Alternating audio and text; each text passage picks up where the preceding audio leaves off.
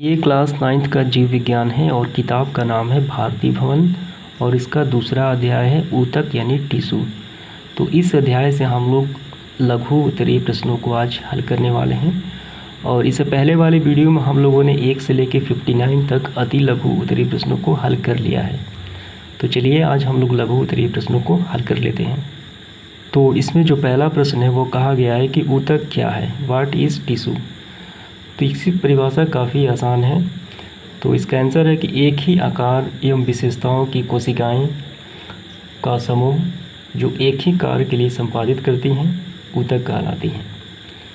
यानी एक ही आकार की और एक ही विशेषताओं वाली कोशिकाएं और उनका समूह जो एक ही कार्य को संपादित करने के लिए एक समूह में इकट्ठा हो तो उसे क्या कहते हैं, ऊतक कहते हैं। जैसे में रक्त ऊतक, ठीक है। इसके बाद है दूसरा प्रश्न, बहुकोशिकीय जीवों में ऊतक की क्या उपयोगिता है। तो इसका आंसर कुछ इस प्रकार है। तो सबसे पहले जान लेते हैं कि बहुकोशिकीय जीव का मतलब क्या होता है। कि बहुकोशिकीय जीव का मतलब होता है वैसा जीव जिसकी रचना बहुत सारे कोशिकाओं से हुई हो। जैसे मनुष्य हो गया, कुत्ता हो गया, गाय हो गया, तो इत्यादि सारे जीव बहुकोशिकीय जीव में आते हैं। तो इन जीवों में ऊतक की क्या उपयोगिता है हमें बताना है इस प्रश्न में। तो इसका आंसर कुछ इस प्रकार है कि बहुकोशिकीय जीवों में अलग अलग कार्य के लिए अलग अलग कोशिकाएं रहती हैं, अतः इनके कार्य का संपादन अच्छे एवं सही तरीके से होने के लिए इसका विभाजन श्रम के आधार पर होता है, जिसे ऊतक कहा गया है, जो किसी बहुकोशिकीय जीव के जीवन संचालन के लिए उपयोगी है। तो ये ऊतक का होना काफ़ी उपयोगी है क्योंकि उसमें बहुत सारी कोशिकाएं होती हैं और उनमें से आपस में मिलकर जो एक जैसी कोशिकाएं हैं एक कार्य के लिए आपस में मिलकर ऊतक द्वारा ही वो संपादित करते हैं कार्यों को। तो इसके बाद हम देखेंगे इसका तीसरा प्रश्न। तो यहाँ तीसरा प्रश्न इस प्रकार है कि विविजोतकी ऊतक एवं अस्थायी ऊतक में क्या अंतर है। तो हमें दोनों में अंतर बताना है। तो आंसर इसका कुछ इस प्रकार है कि विविजोतकी ऊतक अवयस्क तथा जीवित कोशिकाओं का बना होता है, जबकि अस्थायी ऊतक जो है विविजोतकी ऊतक की वृद्धि के फलस्वरूप बनता है। तो सबसे पहले एक पौधे में विविजोतकी ऊतक बनेगा और यही ऊतक जब वृद्धि कर जाए तो यही ऊतक बन जाएगा अस्थायी ऊतक। तो चलिए इसको डायग्राम के माध्यम से समझते हैं। तो ये एक पौधा हो गया और इस पौधे का विकास विविजोतिक ऊतक के तहत ही होता है और इस ऊतक में 3 भागों में बांटा गया है। पहला है शीर्ष जो सबसे ऊपर और सबसे नीचे होता है, और दूसरा है पार्श्वस्थ यानी बीच में, और एक होता है अंतर्वर्षी यानी इन शाखाओं में मौजूद होता है। अब जब कोई पौधा पूर्ण रूप से विकास कर जाता है तो यही ऊतक बन जाते हैं अस्थायी ऊतक, ठीक है। और इनमें विभाजन की क्षमता नहीं होती, यानी अस्थायी ऊतक में विभाजन की क्षमता नहीं होती है। तो इसमें जो अगला पॉइंट है इस प्रकार है कि विविजोतकी ऊतक में विभाजन की क्षमता होती है, जबकि अस्थायी ऊतक में विभाजन की क्षमता नहीं होती, यानी कोशिका विभाजन की क्षमता नहीं होती। अब इसके बाद तीसरा इसी में पॉइंट है, विविजोतकी ऊतक में कोशिका जीवित होती है, जबकि अस्थायी ऊतक में कोशिका मृत यानी मरी हुई होती है। तो ये इसका पहला का आंसर हो गया। अब इसके बाद इसका दूसरा देख लेते हैं, मृदूतक कहाँ पाया जाता है। तो इसका आंसर होगा मृदूतक सरल अस्थायी ऊतक में पाया जाता है और जिसकी कोशिकाएं जीवित, गोलाकार, अंडाकार, अनियमित होती हैं। इनमें केंद्रक तथा कोशिकाओं के बीच रिक्त या अंतरकोशीय स्थान और बड़ी रसदानी होती है। तो इसको हम देख लेते हैं। तो ये मृदूतक की आकृति है, इसमें ये बड़ी एक रसदानी है और ये बीच का जो स्थान देख रहे हैं इसे कहते हैं अंतरकोशीय स्थान, और ये इसमें पाया जाता है केंद्रक। और इसकी संरचना गोल भी हो सकती है, अंडाकार भी हो सकती है, यानी कई प्रकार की हो सकती है। और यही मृदूतक में जब क्लोरोफिल पाया जाता है तो इसकी आकृति कुछ इस प्रकार हो जाएगी। और यही मृदूतक जो जल में होता है तो इसकी आकृति कुछ इस प्रकार हो जाएगी। तीनों ही मृदूतक ही हैं। अब इसके बाद अगला प्रश्न देख लेते हैं। तो प्रश्न संख्या 5, स्थूल कोण ऊतक के 2 कार्य लिखें। स्थूल कोण ऊतक के 2 कार्य लिखें। तो पहला है यह पौधे की यांत्रिकी सहायता प्रदान करता है। दूसरा, जब इसमें हरित लवक पाया जाता है तब यह भोजन का निर्माण करता है। तो स्थूल कोण ऊतक जो है वो मृदुतक ऊतक के भाग होते हैं, यानी दूसरा भाग होता है। तो यांत्रिकी सहायता मतलब बाहरी पौधे को गिरने से बचाता है, उसे सहारा प्रदान करना, यानी खड़े होने से उसे खड़े रखना। यांत्रिकी सहायता मतलब यही होता है। तो ये दो अंतर हमसे पूछा गया था, तो हमने बता दिया। इसके बाद हम देखेंगे प्रश्न संख्या। इसके बाद हम इसका प्रश्न संख्या 6 हल कर लेते हैं। यहाँ पे है सरल अस्थायी ऊतक कितने प्रकार के होते हैं? तो इसका आंसर है सरल अस्थायी ऊतक 3 प्रकार के होते हैं। तो पहला है मृदुतक या पेरेन्काइमा, दूसरा है स्थूल कोण और तीसरा है दृढ़ ऊतक। तो इसको डायग्राम की मदद से देख लेते हैं। तो ये हो गया प्रथम यानी मृदुतक ऊतक के उदाहरण। तो जब इसकी आकृति अंडाकार होती है तो इस प्रकार होगी, और यही मृदुतक जब इसमें हरित लवक पाया जाता है तो इस तरह आकृति होगी, और यही मृदुतक जब जल में पाया जाता है तो इस तरह की आकृति होगी। ये तीनों ही मृदुतक ही हैं, ठीक। और इसे कहा जाता है अनुप्रस्थ काट, यानी इस तरीके के काट, अंदर के भाग की तरफ गोल काट, और इसे अनुदैर्ध्य काट यानी इस तरीके के काट। और ये हो गया अरेन्काइमा जो जल में पाया जाता है। इसके बाद देखते हैं इसका दूसरा स्थूल कोण ऊतक का डायग्राम। तो ये हो गया स्थूल कोण ऊतक, ठीक। ये दो डायग्राम इस तरीके से दिखाए गए हैं। अब तीसरा है दृढ़ ऊतक, तो इस प्रकार का है ये दृढ़ ऊतक। उसके बाद 7वां प्रश्न, दृढ़ ऊतक की कोशिकाएं क्यों मृत कहलाती हैं? तो इसका आंसर होगा क्योंकि इनमें जीव द्रव्य नहीं होता, इसलिए वो मरी हुई कहलाती हैं। तो एक लाइन ये भी आप लिख सकते हैं, क्योंकि इनमें भित्ति लिग्नन के कारण मोटी हो जाती है, लिग्नन के जमाव के कारण मोटी हो जाती है, लेकिन मेन आंसर यही होगा, इसमें जीव द्रव्य नहीं पाया जाता है। 8वां प्रश्न है कि पौधे में दृढ़ ऊतक का क्या महत्व है? तो इसका महत्व इस प्रकार है कि यह ऊतक पौधे को यांत्रिकी शक्ति प्रदान करता है। यांत्रिकी मतलब होता है पौधे को गिरने से बचाना, उसे संभाल के रखना बाहरी परिवेश से, तथा आंतरिक भागों की रक्षा करता है, यानी अंदर के भागों की ये रक्षा करता है दृढ़ ऊतक। यह पौधे की बाहरी परत में यह रक्षात्मक ऊतक के रूप में कार्य करता है, यानी पौधे के बाहरी परत के रूप में, तथा पौधे को दृढ़ता और लचीलापन प्रदान करता है। तो समझ गए होंगे इसका कार्य दृढ़ ऊतक। इसके बाद देखते हैं प्रश्न संख्या 9। तो 9 नंबर प्रश्न बहुत ही आसान है। यहाँ है कार्क ऊतक का निर्माण कब होता है? कार्क ऊतक का निर्माण कब होता है? तो इसका आंसर है कि समय के साथ साथ जड़ तथा तना जैसे जैसे पुराने होते हैं तो इनके बाहरी ऊतक विभाजित होकर कार्क कोशिका या छाल का निर्माण करते हैं। तो इसी कोशिका जो इनकी कोशिका होती है, ये जो निर्माण होता है जो मृत होती है, जो कार्क ऊतक कहलाते हैं। तो कार्क ऊतक को आप सीधे सीधे ये समझिए कि मरे हुए जो ऊतक होते हैं काफ़ी ज़्यादा दिन के, जो बाहरी पेड़ों के छालों के रूप में मौजूद होते हैं, वो कार्क ऊतक कहलाते हैं। इनकी कोशिकाएं मरी हुई होती है। अब इसके बाद देखते हैं 10वां, जाइलम एवं फ्लोएम को जटिल ऊतक क्यों कहा जाता है? क्यों कहा जाता है जाइलम एवं फ्लोएम को जटिल ऊतक? और यहाँ पे है जाइलम जो पौधे में पानी पहुँचाने का काम करता है, और फ्लोएम जो पौधे में खाना यानी खाद्य पदार्थ पहुँचाने में कार्य करता है। तो इनको जटिल क्यों कहा गया है? तो इनका कारण है कि तो ये जो बने होते हैं ये 2 से अधिक प्रकार के कोशिकाओं से मिलकर बने होते हैं। जाइलम और फ्लोएम 2 या 2 से अधिक कोशिकाओं से मिलकर बने होते हैं तथा एक इकाई के रूप में एक साथ कार्य करते हैं, तो इसीलिए इनको जटिल ऊतक कहा गया है। अब इसके बाद 11 नंबर, जाइलम के प्रत्येक अवयव के एक एक कार्य लिखें। तो जाइलम इन 4 प्रकार के अवयवों से वो कार्य करता है, तो प्रत्येक का कार्य लिखना है। तो पहला है इसका वहनिकाएँ। तो ये क्या काम करती है? ये पौधे में यांत्रिकी सहायता प्रदान करती है तथा जल को तने द्वारा जड़ से पत्तियों तक पहुंचाते हैं, ये वहनिकाएँ। इसके बाद है दूसरा वाहिनिकाएँ, ये भी जड़ से जल एवं खनिज लवण को पत्ती तक पहुंचाते हैं। तीसरा है जाइलम तंतु, इनका क्या कार्य है?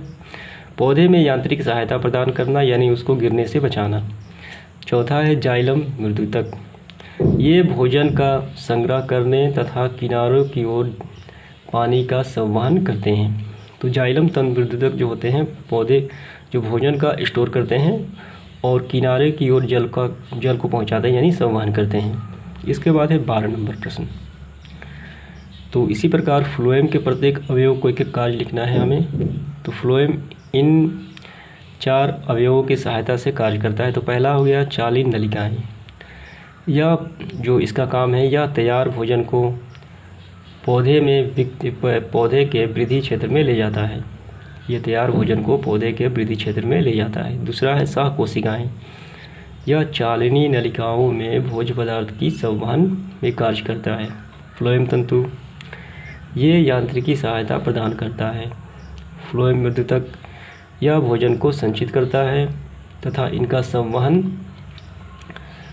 में सहायता प्रदान करता है। संचित मतलब स्टोर करता है और संवहन मतलब एक स्थान से दूसरे स्थान में इसका संवहन जो आवश्यकता हो वो करता है फ्लोएम विद्युतक। अब इसके बाद प्रश्न संख्या 13 देख लेते हैं क्या है। तो यहाँ प्रश्न संख्या 13 है कि एपिथेलियम ऊतक के किन्हीं 3 कार्यों का उल्लेख करें। ये एक जंतु ऊतक है, इनका 3 कार्य क्या है जंतुओं में। यह ऊतक बाहरी अंगों की पतली परत तथा आंतरिक अंगों के भीतरी स्तर का निर्माण करती है। जो जंतुओं के बाहरी अंगों की पतली परत और आंतरिक अंगों के भीतरी स्तर का ये निर्माण करती है एपिथेलियम। दूसरा कार्य है कि ये ऊतक अंगों की रक्षा प्रदान करती है। और तीसरा, ये विसरण श्रवण तथा अवशोषण में सहायता प्रदान करती है, ये वाला। इसके बाद प्रश्न संख्या 14, संयोजी ऊतक क्या है, 2 उदाहरण दें।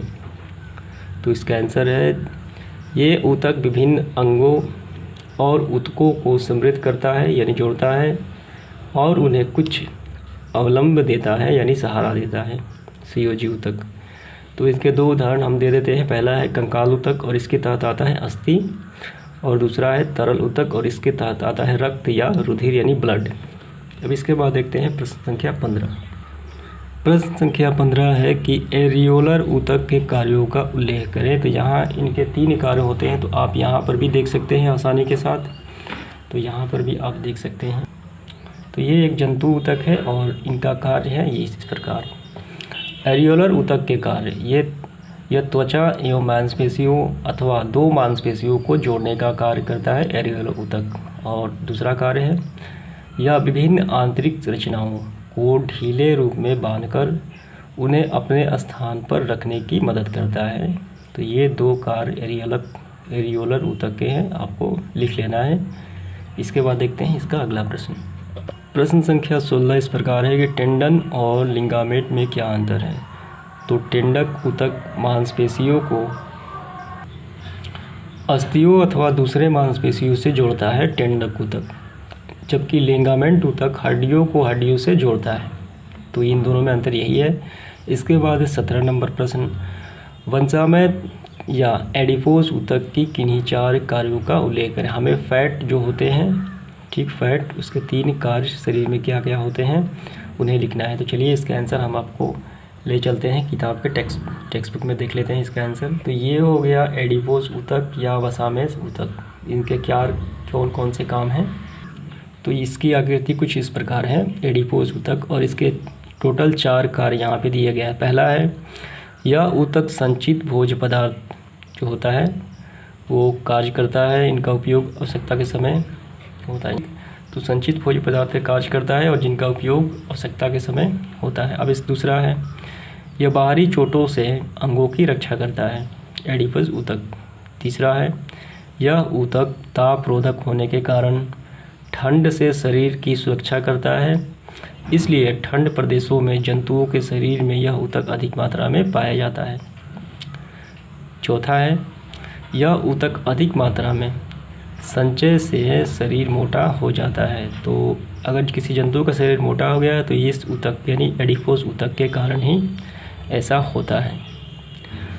तो उम्मीद करता हूँ इसका आंसर आपको समझ में आ गया होगा। इसके बाद देखते हैं अगला प्रश्न। अब प्रश्न संख्या 18 इस प्रकार है कि रक्त को तरल संयोजी ऊतक क्यों कहा जाता है। तो इसका आंसर भी चलिए देख लेते हैं। तो इसका आंसर कुछ इस प्रकार है कि रक्त या रुधिर दोनों एक ही बात है एवं लसिका को तरल संयोजी ऊतक कहते हैं क्योंकि इसका जो अंतरकोशीय पदार्थ तरल होता है। अंतरकोशीय यानी कोशिकाओं के बीच का जो स्थान होता है काफ़ी तरल होता है, जिससे कोशिकाएं बिखरी रहती है, इसलिए इसे तरल ऊतक कहा जाता है।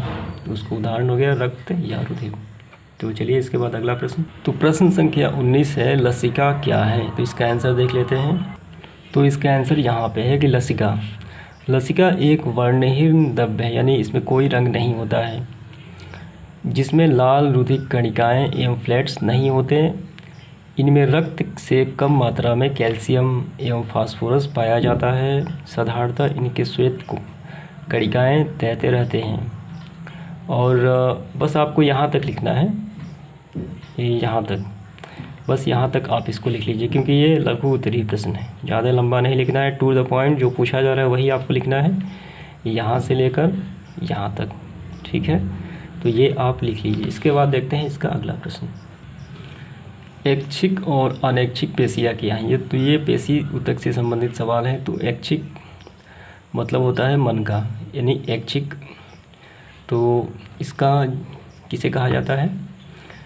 ये पेशियाँ जंतु के कंकाल से जुड़ी हुई रहती हैं और इनमें ऐच्छिक गति होती है, अतः इन्हें ऐच्छिक पेशी कहते हैं। क्यों कहा जाता है? क्योंकि इनमें ऐच्छिक गति होती है, इसके कारण इसे ऐच्छिक पेशी कहते हैं। दूसरा है अनऐच्छिक। तो ये पेशियाँ नेत्र की आइरस में, वृषण और उनकी नलिकाओं के मूत्रवाहिनियों या मूत्राशय में तथा रक्त वाहिनियों में पाई जाती है। इनका संकुचन जंतु के इच्छाधीन नहीं है, यानी उनके इच्छा के अनुसार नहीं आता, इसे अनैच्छिक पेशी कहा जाता है और ये उनकी इच्छा के अनुसार है। इसके बाद देखते हैं क्वेश्चन संख्या 21। तो प्रश्न संख्या 21 में कि रैखिक पेशी को ऐच्छिक क्यों कहते हैं? रैखिक पेशी को ऐच्छिक क्यों कहते हैं? अभी तक हमने इसका आंसर पीछे देखा है। तो इसका कारण है कि ऐच्छिक गति के कारण इसे ऐच्छिक कहा गया है। इसके बाद 22 नंबर, तंत्रिका ऊतक के मुख्य कार्यों का उल्लेख करें। तंत्रिका ऊतक के मुख्य कार्यों का उल्लेख करें, हमें इसके कार्य को उल्लेख करना है। तो ये हो गई तंत्रिका कोशिका या तंत्रिका ऊतक, इनके कार्य क्या क्या होते हैं हमें इसको बताना है। तो इनका कार्य है कि तंत्रिका ऊतक संवेदना को शरीर के एक भाग से दूसरे भाग में भेजने का कार्य करता है, यही इसका मुख्य कार्य है। 23 नंबर, तंत्रिका क्या है? जब एक से ज़्यादा तंतु संयोजी ऊतक से घिरे रहते हैं तब इसे तंत्रिका कहा जाता है। अब इसके बाद प्रश्न संख्या 24 जो लास्ट है, एक्सान और डेंड्राइट्स में क्या कार्य हैं? क्या कार्य है? ठीक, एक्सान और डेंड्राइट्स के क्या कार्य हैं? तो इसका ये पहला देखते हैं हम, एक्सान तंत्रिका। तो ये जंतु आवेग को साइटन से आगे की ओर ले जाते हैं। तो ये एक तंत्रिका कोशिका का भाग है साइटन, तो ये आवेग को साइटन से आगे ले जाते हैं एक्सान। अब डेंड्राइट्स, इसका क्या काम है? आवेग को साइटन में लाता है, ये आवेग को साइटन में लाता है और ये आवेग को साइटन से आगे ले जाते हैं। ठीक है, तो उम्मीद करता हूँ आपको समझ में आ गया होगा लघु उत्तरीय प्रश्न 1 से 24 तक। तो आज की वीडियो में इतना ही, धन्यवाद।